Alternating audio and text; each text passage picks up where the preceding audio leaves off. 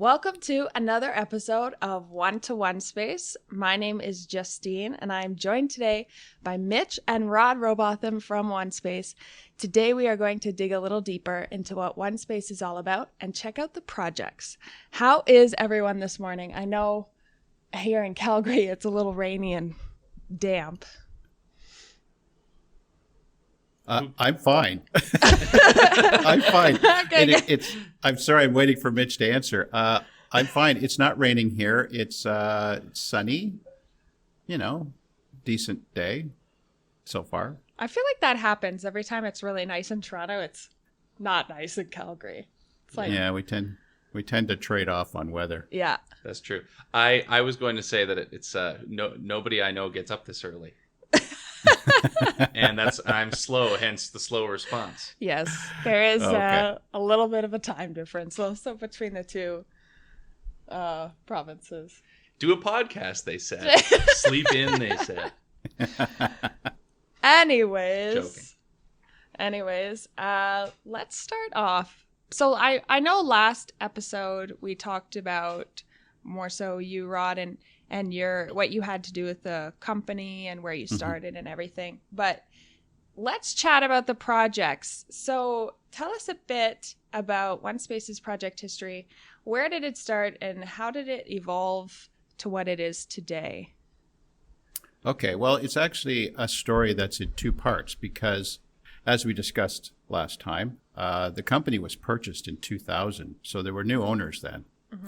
And prior to 2000, the firm was specializing more in single-family residences, industrial buildings, and what I like to call multi-location clients, Tim Hortons, Yeah. and a number of restaurants, that type of thing.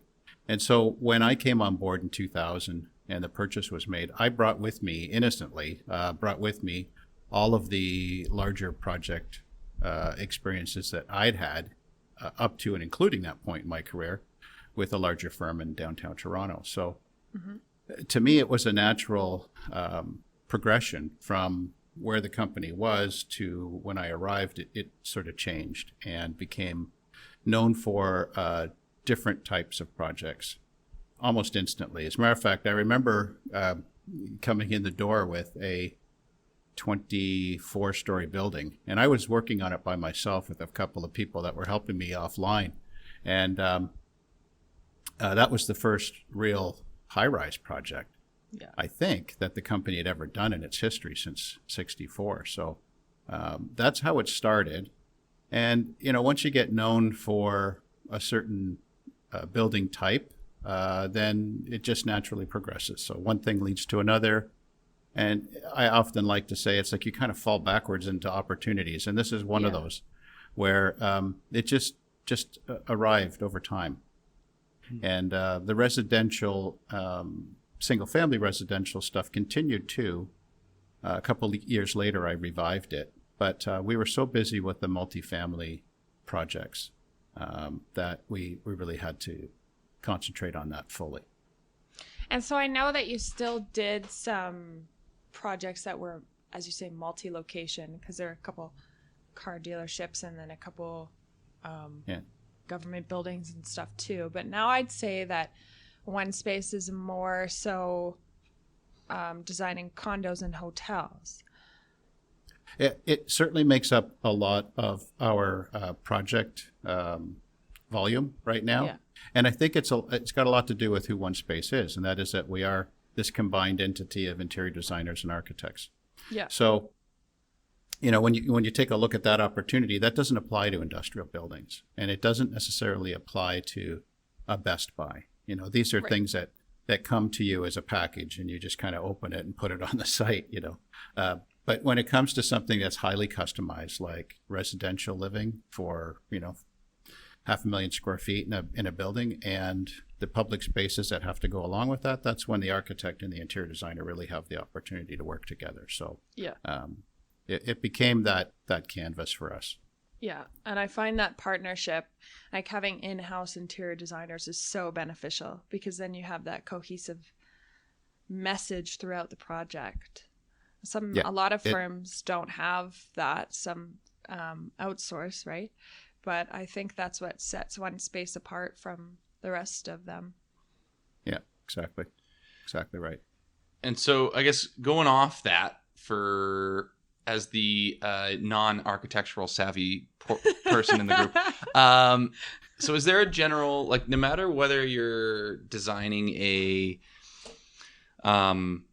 like a multi-location project or a high-rise or a, something that's a little bit doesn't have quite as many floors, is there a certain aesthetic that onespace is there a general aesthetic that onespace would follow, or is there a general aesthetic that you'd follow for the city of Toronto? Yeah, in terms of location, I'd say, because each kind of province in particular and city is very different. So walk us through that process, because I know that you have to get planning approvals, and they could come back with multiple edits that you have to work with, right? So walk us through that in terms of, so I know that there are projects here in Calgary. Most of the projects are in the GTA. So first, what is the process, and then how does that differ between provinces/cities? Okay, well, that's a really good question. I'll tell you what happens. You have to get to know the site. So when a site opportunity comes and the client says to you, here's the location, and we want to do the following, okay? And they have a business plan, right? Mm-hmm. So they tell you what kind of density they need, how many units. A planning consultant typically tells you, what you can expect in terms of zoning, how the process will go through the city. But you have to get to know the site, and you really have to walk it, and you have to understand what the context is. It's a fancy word called genius loci. It's Latin. Oh, I love that. Yeah. Genius. I read a book many years ago about it. It's very interesting, but it's about placemaking, and that's what we have to do. We have to make a place out of sometimes placelessness. Yeah. Now, if you're talking about a site that's right in the heart of a major city, your project has the opportunity to work within that context from a pedestrian perspective, from a massing perspective, from how it contributes to the streetscape, what kind of activity occurs along the base of the building and through the body of the building and balconies and that kind of thing. So it has the opportunity to absorb the context and reflect it back, or create its own expression and participate in maybe a contrasting dialogue with something else in the neighborhood. So you might have a very a light and tense building that kind of defies gravity a little bit. It's all glass. It's got these really slender columns and that kind of thing. And it might be next door to an existing building, which is heavy stone. Mm-hmm. And the interplay between the two is interesting. And it brings something new to the city. I mean, the last thing we want is cities or neighborhoods where every single thing is exactly the same as the other guy next to it. Yeah. So we look for the opportunity in creating something unique. And in the condo market, you want to create something unique so that it sells. It has to get the attention of the general public. So it has to have a statement to it. It has to have a story to it. And you'll see marketing companies, when they join the team, they kind of package that all up. Mm-hmm. And they give the project a name, and they give it a character, and they brand it, right? And, from our early days in the condo world back in 1986 till now, that has become an enormously important thing to brand a condo, so that it has a name and it has a character, and you can identify with the name of it, and therefore you want to buy there. Yeah.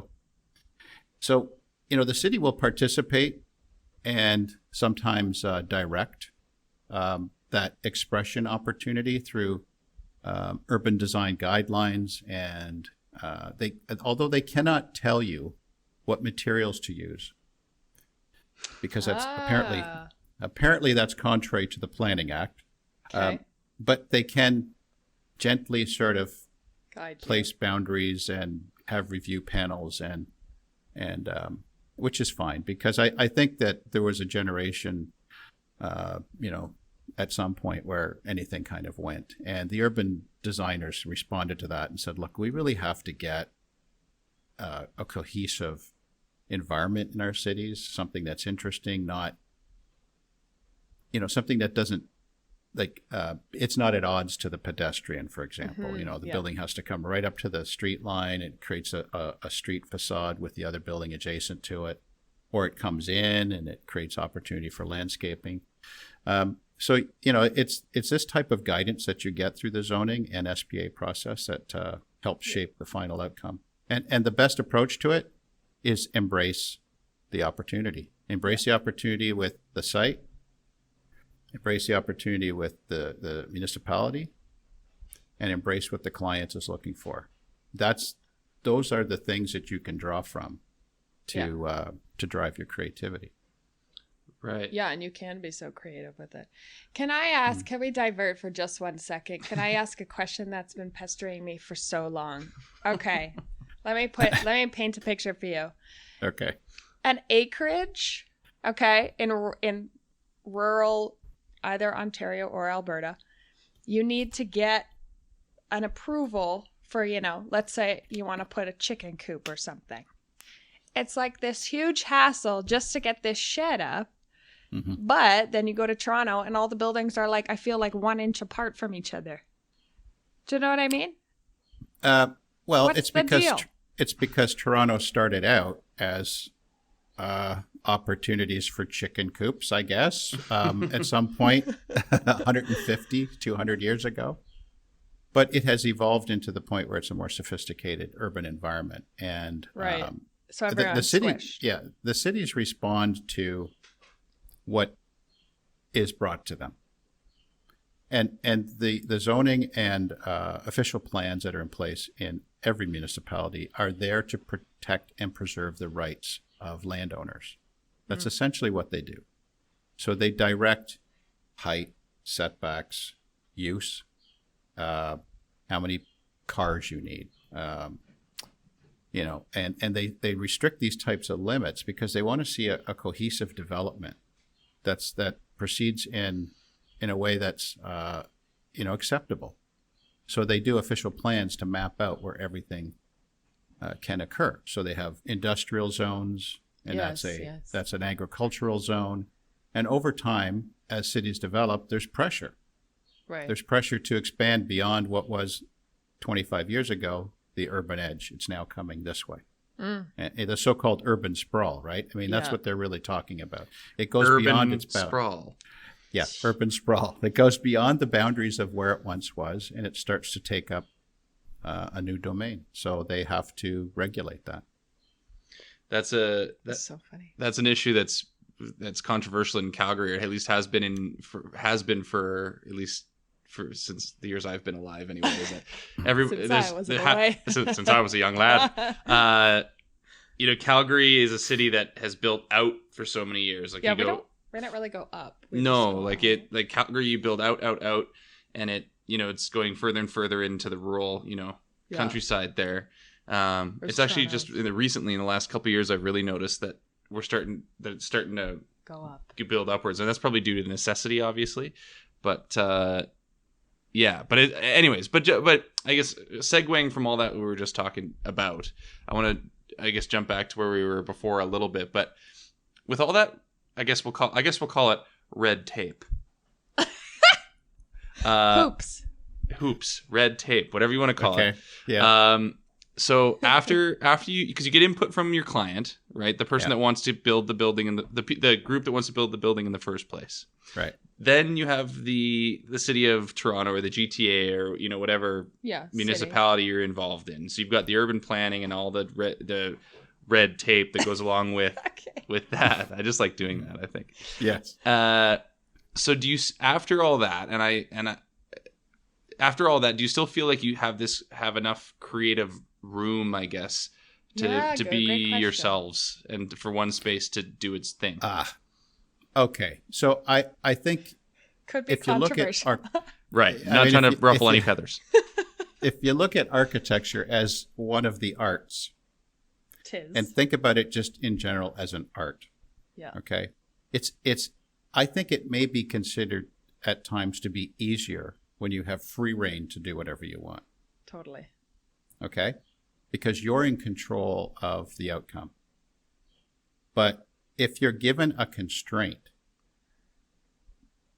and you have to create something that's meaningful in less or with less, it actually takes it up a notch. So your creativity has to rise to the challenge. In other words, you can't rest on your laurels and do what you did last time.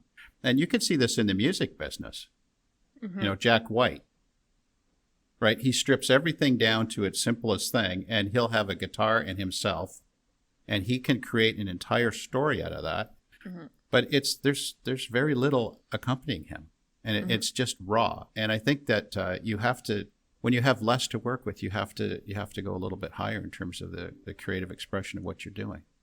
And I think, thinking more outside of the box, you know what I mean? Because of the constraints. Yep. Yeah. And you have to get, like, if you look at OCAD University here in downtown Toronto. Oh, yeah, that's a great building. Right. I mean, it had a requirement that it had to have so much landscape open space. Well, I mean, the site's not that big. So how do you do that? You push the building up and leave the landscape underneath. Yeah. And it creates a very sculptural and a completely appropriate solution to what is essentially a school for the arts. Yeah. That's a really cool that's a great example. Yeah, and I think that if that constraint wasn't there, the building would be on the ground and So I believe it's the ROM, I think, actually, in Toronto, how it's got those edges that kind of protrude out. Would they have to, I guess, stay in a square foot limit? Do you know what I mean? Because it just jet out. Yeah. There's limitations in every bylaw before you arrive. Okay, so the site's there. It may have an existing building on it, and there's restraints and boundaries put in place in the bylaw before you even show up. Okay, so if you want to change those, you have to do what's called a rezoning, or you have to do a site-specific bylaw or something. But the mechanisms for how you can make things change is there too. So it's not like the city's saying to you, no, you can't. You can't. All right. There's a mechanism to making the change happen. And you just follow the process. You work collaboratively with the city and their staff. And ultimately, at the end of the day, like I said at the very beginning, you take all the opportunity available from those three things and you make your final move comes out of this. And sometimes they're contentious, you're exceeding the gross floor area permitted on a particular site by like a lot. And okay, so you walk in the door kind of sheepishly and you meet with the city staff and you say, we're thinking about doing it though. And typically, we're excited about doing big buildings, right? So we want to see them really, really tall. The clients want to see all the notoriety and I suppose the profit fulfilling their business plan with higher density. But the cities look back and go, okay, you want to do what? And it's how you work with them and how you walk with them through the process. We've had some very successful mid-rise projects in the Kingston Road area that started out at 6 stories and we got to 9, 10. Right. And it was the way we worked with the city staff, the way we shaped the building, and again, constraining your creativity into a more narrow boundary forces you to raise the bar. Yeah. And we even got to the point where they're looking at me across the table and said, why don't you put rooftop amenity up there? And I went, okay. What a great idea. Mm-hmm. Yeah. I didn't have to ask. Yeah. But they were, but that's again, the thing is like, we're all on the same playing field when it came to the vision of what the project should do for the community. Right. And that's one of the great success stories there. Right. Awesome. So I guess there's pros and cons then. Well, I wouldn't say, I guess what I'm trying to say is that there's challenges for if you have more constraints, it forces you to be creative in a smaller space, which is, I guess, still creative, and that's great. But also, but it'd be a different thing if you had more free range to do what you want. I guess they're both creative, just different, I guess. Am I on the right track? Yeah. And we've done projects that are in quote unquote brown fields or green fields where there's nothing there. It was just, vacant land. And you come along and it's like this blank canvas. There's no context. There's no adjacent buildings.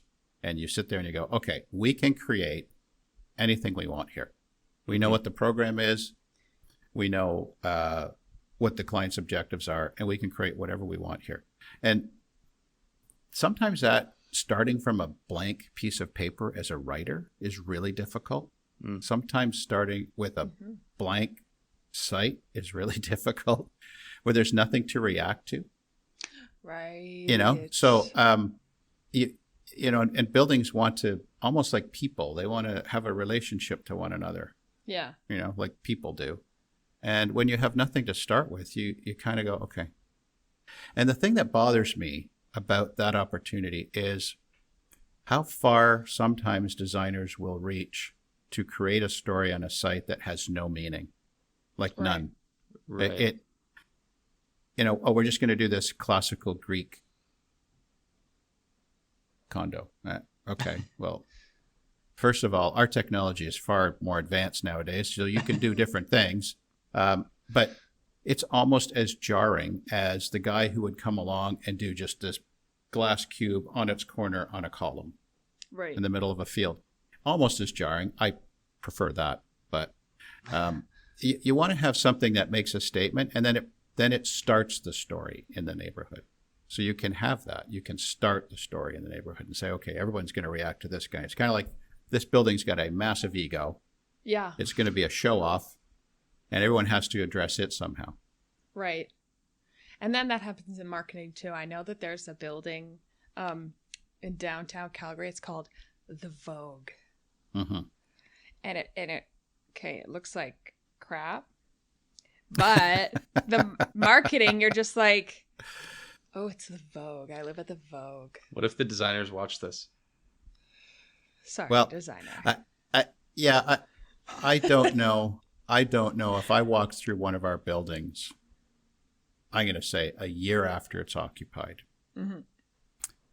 And if I ran into somebody in the elevator and if I said, hey, I'm new to the building. Do you know who the architect is? Do you remember what's the name of this place? If they would actually know 50% of the time, I'd be surprised. Yeah. They might know the name of the project, but I don't know if they would remember the architect or the interior designer's name. They may not. It depends on I suppose it depends on them. Yeah. Yeah. Yeah. Like if you walk into like there's the Palliser Hotel in downtown Calgary, which is, it's very old school. Very cool building. And it's a little bit kind of one of the famous buildings. So, I wonder too, if it's a brand new building and you're a staff member that works there and you went in to ask, I think you might, I'm not assuming anything, but I wonder, it's an interesting thought to see how many people might actually know who designed it and stuff like that. Whereas at the Palliser Hotel, because it's famous, they might know. But it's interesting to see. I'd be interested to know if anyone knew. That'd be cool. You never know. Yeah. So I want to take it from outside looking in, and I want to talk about interiors for a minute and the differences potentially between low-rise, mid-rise, high-rise. But as I understand it, the interiors, I don't know the proper word for this, but it's not cookie cutter, but every floor kind of has its floor plan, and then can you use those floor plans throughout the building? Do you know what I mean? Yeah. Yeah. All right. So typically, as a purchaser goes, if you walk into a sales center for any project, you will see either renderings of the building or the development. You might see a model. Mm-hmm. And then on the wall, you'll see a bunch of floor plans. And those are possibly featured for a reason. Maybe they're the bigger floor plans or what they have in terms of the most number, the highest repetition. And then off to the side, you might see a sample bathroom setup and a sample kitchen setup, or renderings of the same thing if the sales center is too small for that. Mm-hmm. And then you'll ultimately see a series of color palette choices that you as a purchaser can make. So it might be 3, and it's going to be this theme, this theme, this theme. And we've done that before where it's, and it plugs into the name of the building. So years ago, we did a project here in Toronto called California Condos.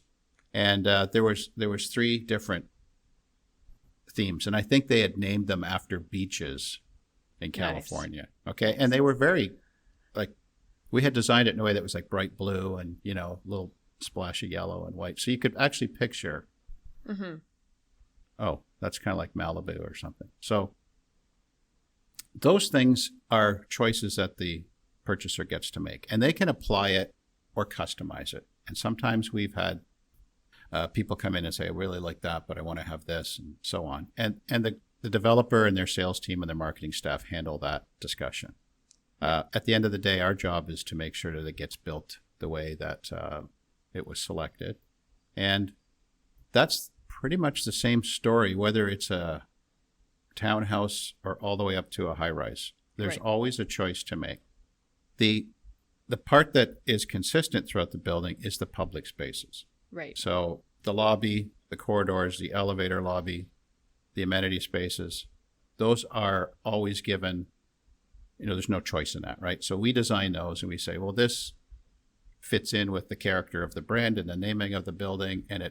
And for our case here at onespace, we want to make sure that it has a connection to the exterior so that it's all holistic, so that the interior design is a version of the exterior in a way, and certainly they each remind you of the other. And then when that's done, that's the palette for the building.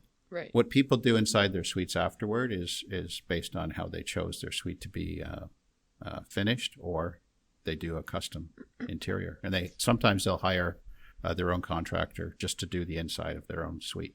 Oh, interesting. Because I was going to, wow, went horse there for a moment. My follow-up question was going to be, so do you have to go in and customize each suite to their needs and their preferences? Because that'd be a long process. Well, in a building that's like 500,000 square feet, you're talking 325 units. Mm-hmm. So 325 decision makers. Yeah. And that's a task that we don't often get involved in. On occasion, we have been asked to go to meet with a specific client and say, okay, we don't want to do that in here. We want to do something different. And we'll customize a suite for them. Yeah. That does happen on occasion. And, the developer just says, well, talk to those guys.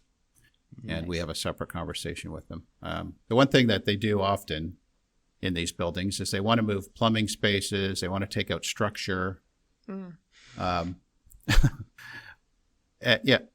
No. Like the plumbing kind of doesn't, if you're on the 25th floor and for 24 stories below you, there's a plumbing line that's going up. You can't jog it just for your unit so that it can magically appear in the same place on the 26th floor, right? You can't do that.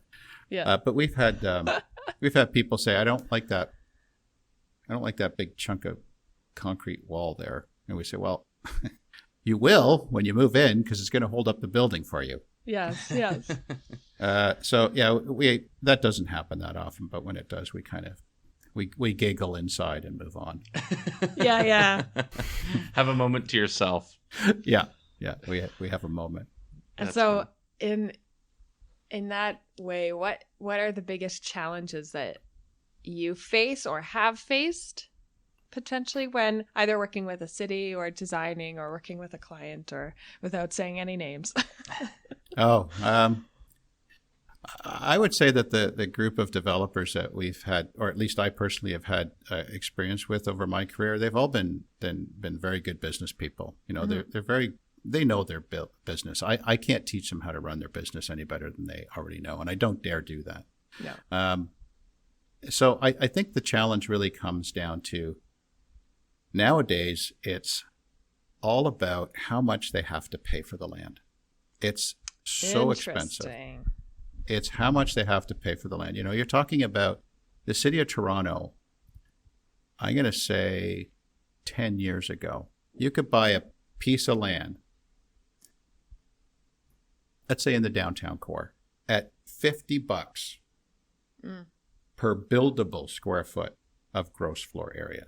Bit of a complicated term, but what it means is like, if I can build a building of 100,000 square feet, the guy who's selling you the land is going to know this and say, look, I think you can get 100,000 square feet on this. So therefore, my asking price is 50 times 100,000. All right? That number today is 150. Ooh. It's 3 times as high.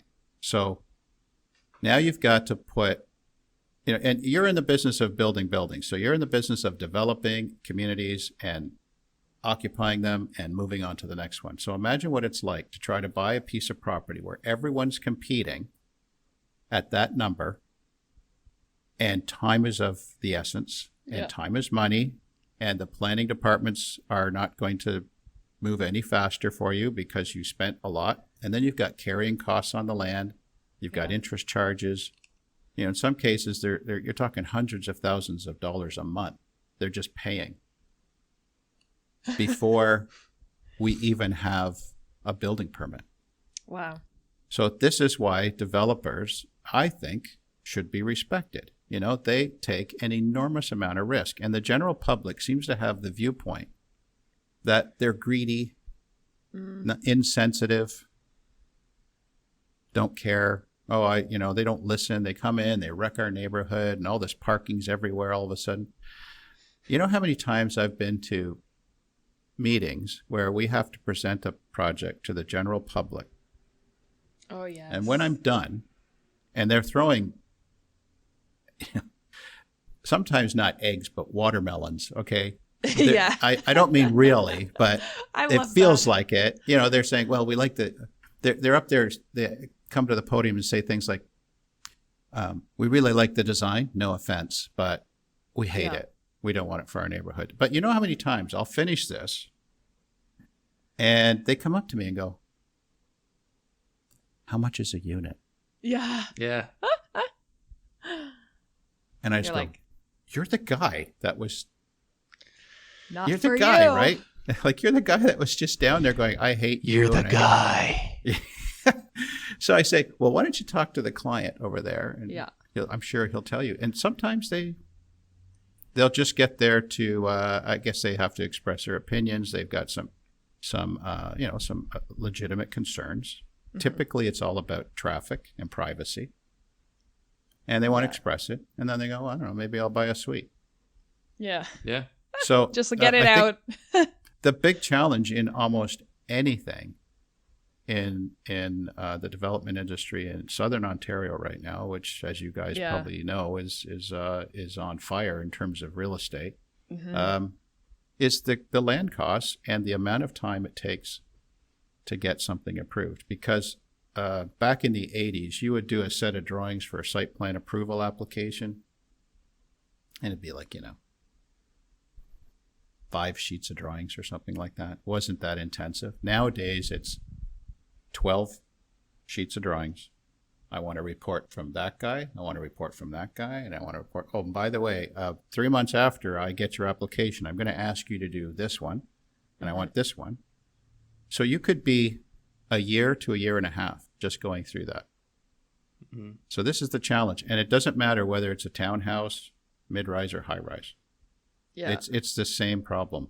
And we're seeing the same thing now occur on the edges of the GTA. Right. Okay. As you got to think of it this way. If you're looking at a pond and you throw a pebble into the pond, you see the waves go out, right?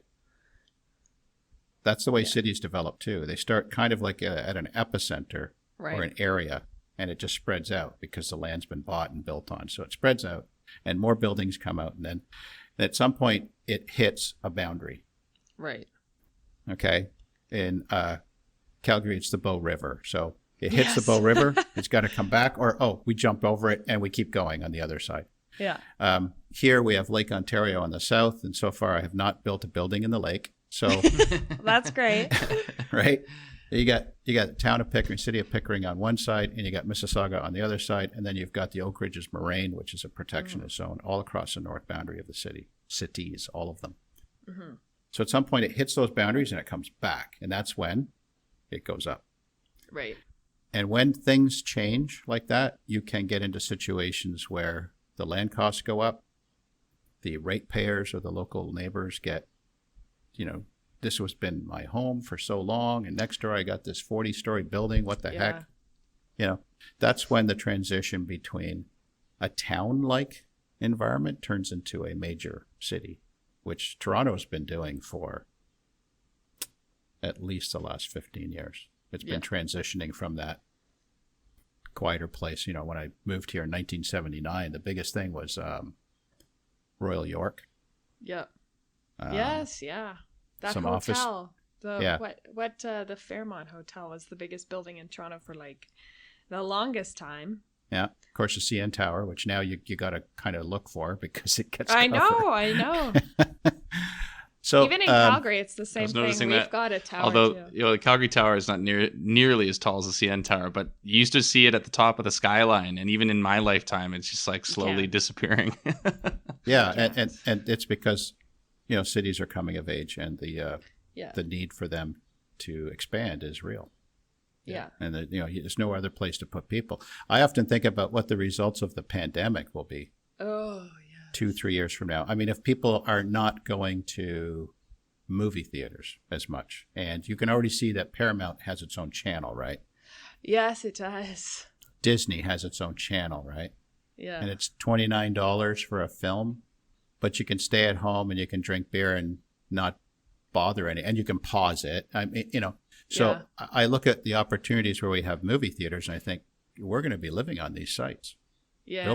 There'll be a building there that people will be living in. Yeah. Mm-hmm. Interesting. I know. I did notice that. What did we want to watch the other day? And it was like $26.99 or something. Yeah. Godzilla versus Kong. Oh yeah. A questionable choice, but okay. I was quickly like, I don't know. Okay, so I think we have time for one more question, and I have. Can I do the last question? I have an idea. Go for it. Okay. Do your thing. What has been? I know they're all your children and you love them dearly, but what has been your favorite project? Oh boy, I now have the opportunity to offend many. I know. Clients who may or may not hear this. I think that there's two answers. Frank Lloyd Wright, who was a famous architect in the 20th century, said, "My next one." Hey. Oh. I like that answer. He's trying to say. I like that answer himself. too. Because it means that you're not. I guess you're not done. You're interested. You're moving forward. You've got more. Sauce left in the jar, right? Sauce. If I had to give you a real answer, yes. And it's kind of like asking people, "What's your favorite song?" Or "What's your favorite color?" It's kind of an answer that happens in the moment. Blue. Oh, well then, lucky you. I'm wearing blue. I would say I'm very proud of. I'm going to say there's 3 projects I'm very proud of right now. Okay. There's the Hunt Club on Kingston Road. I feel like I knew you were going to say that one. Yeah, I feel like you might be right. So it's a really, I think it's a really well put together mid-rise building, and the way it came together was, the design of it was so bizarre. It's a beautiful building, and how it came together. I like it because of the way it breaks down, the way it fits into the neighborhood, and it just feels very comfortable there. Mm-hmm. And then I think still on my list is the conversion of the Imperial Plaza or Imperial Oil Building, because you don't get to do that very often. Yeah. As a matter of fact, you might get to take an old office building from the 50s and turn it into a condo as an architect, maybe once or twice in your career. maybe. I don't know. Anyway, that was mine. That was my chance to do it. And the team that we worked with there was great. Developers great. Loved working with them on that.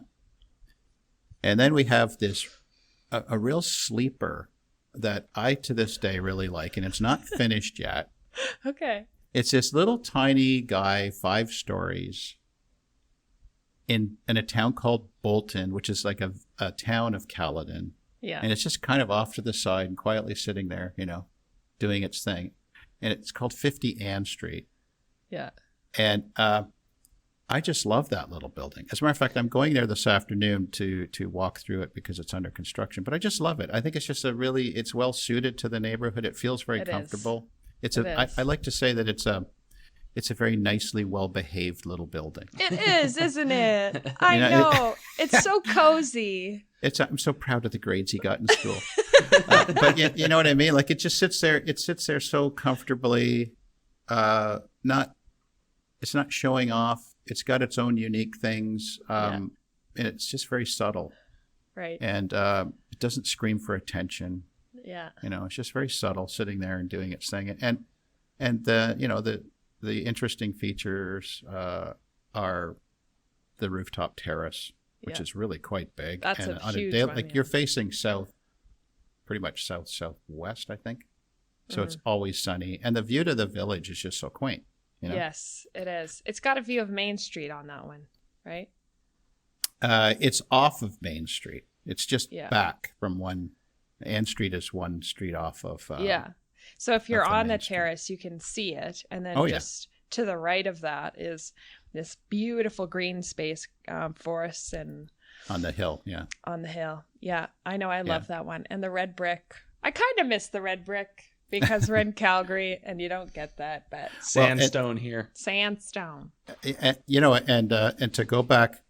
Sorry, to go back to where we started, that building actually had to fit within that neighborhood. Yeah. Very, very comfortably. And we were I had to present in front of the town of Caledon, and they had a heritage architect on the file. Right. And one of the things we had to explain to him was, well, how is that going to fit into this? Because you're talking about buildings in the center of Bolton there that are probably 100, 150 years old. They used to be farmhouses, and they slowly grew up over time, like most villages do. It's in a little valley with a river running through it. So, 100 years ago, it was a crossroad. Right. And so we had to work with the context there. And that was the thing that helped. Well, so there's a Victorian home not too far from the site. Yeah. That's where the red brick came from. Yeah. There's another building opposite, not too far away. They've got stone. That's where the stone came from. The window frames, I believe, on the farmhouse, I can't recall. I think they were black. So our window frames are black. Yeah. So they're, the two things are talking to one another. Mm-hmm. That's so and cool. when it's done, it's just politely sitting there waiting for people to move in. That's so cute. That's so great. I like love that. Yeah. Aww, So, it's like well, there I've complimented three clients and upset probably 50. Yeah. Because I didn't say their project. But that's today. I could change. By Monday I might. I don't like that. Yeah, one I don't like that one anymore. Anyways. I would also say that the Wellings of Calgary project in Calgary is up there. That's one of my. That's going to be a really favorites. cool one. Yeah. I had to do a presentation on Monday to a potential client online. Yeah. And I think there were 7 or 8 people online, and I had to do a proper formal presentation to them. And that was one of them that was in there as an example of mid-rise. And I found myself looking at that one for a while during the presentation. I was slow to hit the button to move.